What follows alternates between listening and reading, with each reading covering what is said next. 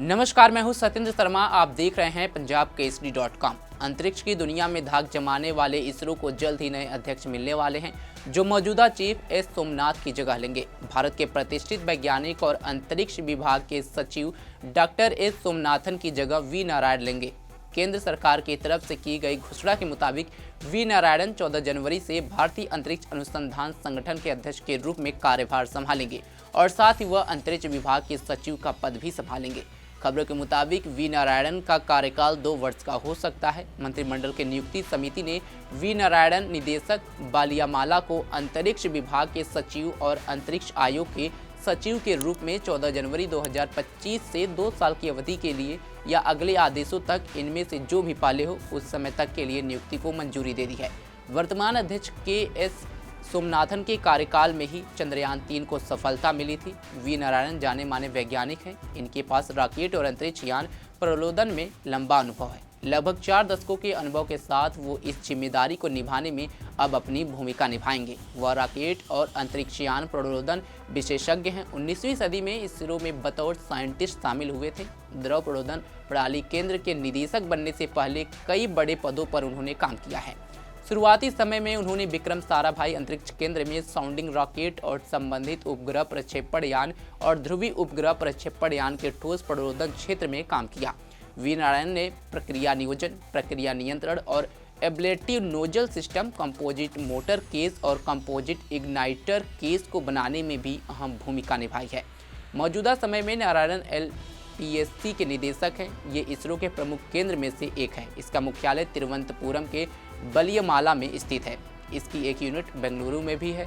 इसरो हाल ही में स्वदेशी रूप से निर्मित स्पेस डॉकिंग तकनीकी स्पेसडेक्स को लॉन्च करने के लिए चर्चा में रहा है। ये चंद्रयान 4 और गगनयान जैसे महत्वाकांक्षी मिशनों के लिए काफ़ी अहम है। इसने भारत को उन देशों की सूची में शामिल कर दिया है जिनके पास यह तकनीकी है। ऐसे दूसरे देश USA, रूस और चीन हैं। LPSC के निदेशक के रूप में केंद्र ने 45 लॉन्च वाहनों और 40 उपग्रहों के लिए 190 लिक्विड प्रोपल्सन सिस्टम और कंट्रोल पावर प्लांट वितरित किए।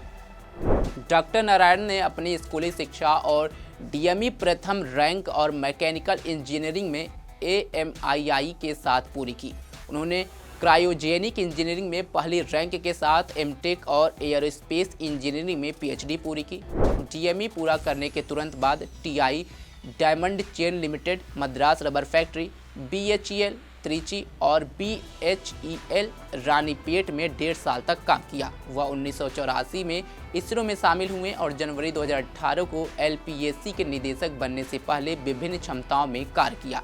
क्रायोजेनिक प्रोपल्सन सिस्टम के विकास ने भारत को इस क्षमता वाले 6 देशों में से एक बना दिया है और लॉन्च व्हीकल में आत्मनिर्भरता सुनिश्चित की है। इसमें इनकी अहम भूमिका रही। GSLV MK 3rd M1 Chandrayaan 2 और LVM-3 चंद्रयान 3 मिशनों के लिए उनकी टीम ने LVM-3 प्रलोदन प्रणाली के लिए L110 लिक्विड स्टेज और C25 क्रायोजेनिक स्टेज विकसित किया, जिसका इस्तेमाल किया गया। ये अंतरिक्ष यान को पृथ्वी से चंद्रमा की कक्षा में ले गया और विक्रम लैंडर की थ्रॉट लेबल प्रलोदन प्रणाली का उपयोग चंद्रमा के दक्षिणी ध्रुव पर सॉफ्ट लैंडिंग के लिए किया गया।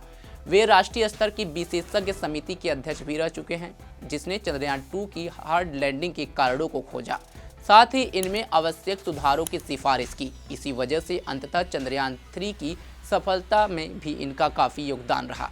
वहीं अब इसरो को नई ऊंचाई तक पहुंचाने की जिम्मेदारी अब नए चीफ वी नारायण के कंधे पर होने वाली है, जो 14 जनवरी से अपना पदभार ग्रहण करेंगे।